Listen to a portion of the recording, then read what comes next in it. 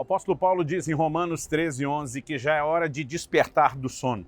Então ele afirma, porque a nossa salvação está agora mais perto do que quando a princípio cremos. Ele não fala dos que dormem no sentido de estarem completamente insensíveis a Deus. Está falando de gente que já creu no princípio, que a salvação está agora mais perto do que antes. No entanto, ainda precisam lidar com o sono. Esse é o assunto da nossa conversa hoje. Fique comigo. Nos próximos minutos, vamos entender esse princípio espiritual.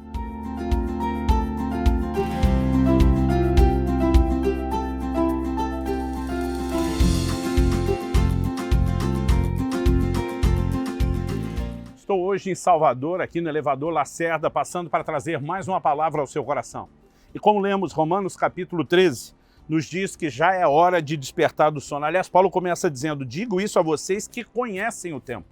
Ele se dirigia a crentes que sabiam o momento que estavam vivendo. Então ele afirma, já é hora de despertarem do sono, porque a nossa salvação está agora mais perto do que quando no princípio cremos. Ele diz, vai alta noite e o dia vem chegando. Deixemos, pois, as obras das trevas e revistamo-nos das armas da luz. Verso 13, vivamos dignamente como em pleno dia, não em orgias e bebedeiras, não em imoralidades e libertinagem, não em discórdias e ciúmes, mas revistam-se do Senhor Jesus e não façam nada que venha a satisfazer os desejos da carne. Uma outra tradução simplesmente declara, e nada disponhais no tocante à carne e às suas concupiscências ou aos seus desejos. Bom, vamos entender essa mensagem do apóstolo. Obviamente, como já destacamos, ele não está falando de gente naquele sono. O sono fala de uma incapacidade de resposta, fala de insensibilidade, né? Não estamos falando de gente no sono que não deu nenhum tipo de resposta a Deus. Ele fala de gente que a princípio creu, que a salvação está mais perto. Ele fala sobre a importância de seguir crescendo, abandonando o pecado, suas práticas, revestindo-se de Cristo Jesus. Nós precisamos aqui entender que o que ele está destacando diz respeito à progressividade, ao crescimento na vida cristã. Não é uma mensagem aos que precisam se converter, é uma mensagem aos que já se converteram, mas que ao longo do caminho podem ter que lidar com a questão do sono. Aliás, em um outro texto da Escritura, em Efésios, no capítulo 5 e no versículo 14, o apóstolo Paulo também, escrevendo a cristãos, diz, por isso é que se diz, desperte você que está dormindo, levante-se dentre os mortos e Cristo o iluminará. Algo que nós precisamos de fato entender é que a responsabilidade de despertar é nossa. A responsabilidade de não nos deixarmos ser vencidos pelo sono é nossa. O que precisamos entender que embora o encontro com Cristo, a conversão, seja algo extraordinário, poderoso, glorioso, não se trata de um fim, e sim de um começo. Eu gosto da ilustração de quando Jesus fala de uma porta e um caminho estreito que conduzem à vida. E gosto de dizer que a vida cristã tem 3 etapas: porta, caminho e alvo ou destino. Quando Paulo diz, eu prossigo para o alvo, esquecendo as coisas que ficam para trás, avançando para as que estão diante de mim. Ele fala de uma dinâmica de movimento, porque é isso que nós temos no caminho depois de passar a porta. A porta é a experiência da conversão. O alvo é quando finalmente atravessamos o portal da glória e vivemos a plenitude, o grande desfecho da salvação. Ou que Paulo diz, uma salvação que está mais perto agora do que no início, porque ela ainda não foi consumada. Então estamos num caminho e vida cristã precisa ser entendida como tal. Isso significa que ao longo do caminho ainda temos desafios. Quando criança tive o privilégio de ler, versões ilustradas do clássico da literatura cristã, O Peregrino. Talvez isso desde pequeno me ajudou a compreender essa dinâmica do que é a jornada, dos desafios que nós temos, da necessidade de vencermos, de perseverarmos, de permanecermos fiéis, o que muitas pessoas às vezes não conseguem entender. Eles acham que tudo se resume ao dia da conversão. Antes eu não tinha Cristo, agora entreguei minha vida a Cristo como se tudo já estivesse consumado. Não. Nós precisamos entender que há um sono em um nível distinto daqueles que não se converteram, mas há um sono que representa uma insensibilidade, uma falta de resposta na vida daqueles que já creram a princípio, que já estão mais perto da salvação do que no início. Significa que não é gente que apenas teve uma experiência da boca para fora, apenas da qual se diz, mas que até vem crescendo. Nós precisamos despertar, principalmente para a santidade. Quando Efésios, no capítulo 5, o apóstolo usa essa analogia, desperte você que está dormindo, levante-se dentre os mortos, tem um contexto. A partir do versículo 11 de Efésios 5, ele diz: e não sejam cúmplices nas obras infrutíferas das trevas. Pelo contrário, tratem de reprová-las, pois aquilo que eles fazem em segredo é vergonhoso até mencionar. Mas todas as coisas, quando reprovadas pela luz, se tornam manifestas, porque tudo que se manifesta é luz. Então ele entra e diz: por isso é que se diz, desperte você que está dormindo, levante-se dentre os mortos, né? Então ele afirma: e Cristo te iluminará. Toda a ênfase diz respeito a uma vida de santidade. E nós precisamos entender que depois da conversão, precisamos despertar para uma vida de santidade. O apóstolo também usa a mesma analogia em 1 Tessalonicenses, no capítulo 5, quando a partir do versículo 4 ele diz: mas vocês, irmãos, não estão em trevas para que esse dia os apanhe de surpresa como ladrão. Porque vocês todos são filhos da luz e filhos do dia. Nós não somos da noite nem das trevas. Assim, pois, não durmamos como os demais. Pelo contrário, vigiemos e sejamos sóbrios. Ora, os que dormem é de noite que dormem. Os que se embriagam é de noite que se embriagam. Nós, porém, que somos do dia, sejamos sóbrios, revestindo-nos da couraça da fé e do amor e tomando como capacete a esperança da salvação. Porque Deus não nos destinou para a ira, mas para alcançar a salvação mediante nosso Senhor Jesus Cristo, que morreu por nós, para que quer vigiemos, quer durmamos, vivamos em união com Ele.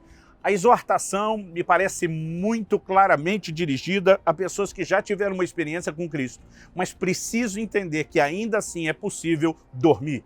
E o oposto de dormir é estar atento. Se o sono fala de insensibilidade, de falta de resposta, a vigilância, o permanecer acordado, sóbrio, fala justamente do oposto.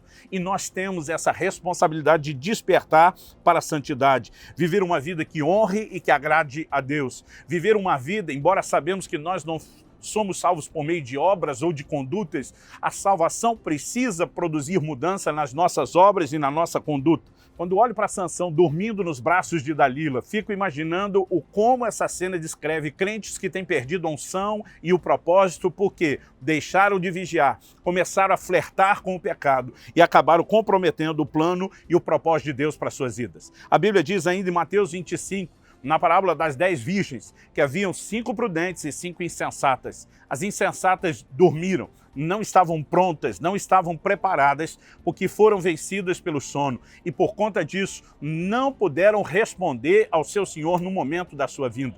Deus nos livre, e aliás essas suas advertências já é uma expressão do seu amor, da sua bondade, tentando nos livrar de cair nessa sonolência, né? De dormirmos. Em Marcos, no capítulo 13, nós temos a mesma figura, a mesma analogia usada pelo Senhor Jesus, que diz: portanto vigiem, porque vocês não sabem quando virá o dono da casa, se à tarde, se à meia-noite, se ao cantar do galo, se pela manhã, para que vindo ele inesperadamente não encontre vocês dormindo.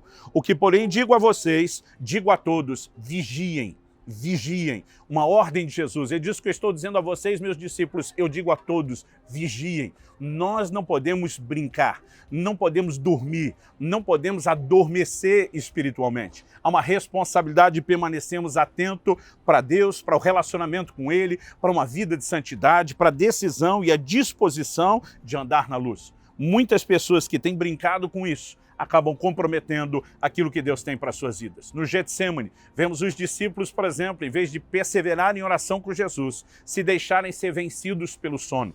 Muitas vezes não nos entregamos imediatamente ao sono, àquele nível de insensibilidade que diz respeito ao pecado e à falta de santidade. Mas o processo começa de forma lenta quando negligenciamos a comunhão com Deus, quando negligenciamos a vida de oração, quando deixamos isso de lado. Outros começam a adormecer no que diz respeito ao relacionamento com a palavra. Por exemplo, o livro de Atos nos compartilha uma história, lá no capítulo 20, no versículo 9, de um jovem chamado Eutico. Quando Paulo estava pregando a palavra de Deus em Troade, a Bíblia diz que ele estendeu o seu sermão e esse jovem estava sentado na janela e foi vencido pelo sono. Muitos acabam se entregando ao sono e deixam de ter uma capacidade de corresponder com a palavra. Aliás, muitas vezes, eu me lembro do início do ministério, brincando com jovens, eu dizia: olha, normalmente quem dorme ou quem fica em cima do muro, como esse rapaz estava, nem para dentro nem para fora, acaba caindo. E o pior é que normalmente não cai do lado de dentro, cai para o lado de fora. A Bíblia diz que esse moço não se perdeu no sentido de morrer, mas precisou ser levado carregado para casa, porque provavelmente se machucou e muito. Então, nós precisamos entender áreas com as quais não podemos brincar. Ninguém vai se encontrar adormecido em relação à questão da santidade brincando com o pecado, se primeiro não tiver adormecido em relação aos assuntos da comunhão com Deus, de uma vida de oração, de uma vida na palavra. Aliás, alguém disse com muita propriedade que oração e leitura bíblica é algo que quanto mais você faz, mais você quer fazer. Por outro lado, quanto menos você faz, menos você quer fazer. Então, que nós possamos perseverar nas disciplinas da vida cristã.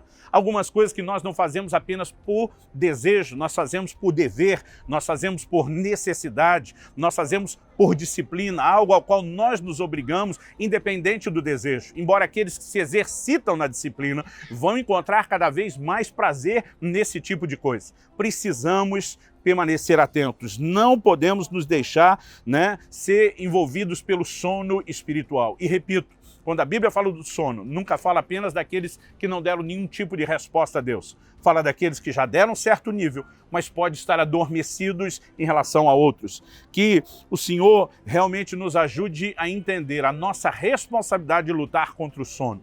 Lucas 9,32 diz: Pedro e seus companheiros estavam caindo de sono, mas conservando-se acordados, viram a glória de Jesus e os dois homens que estavam com ele. A Bíblia nos fala que isso acontece no momento da transfiguração.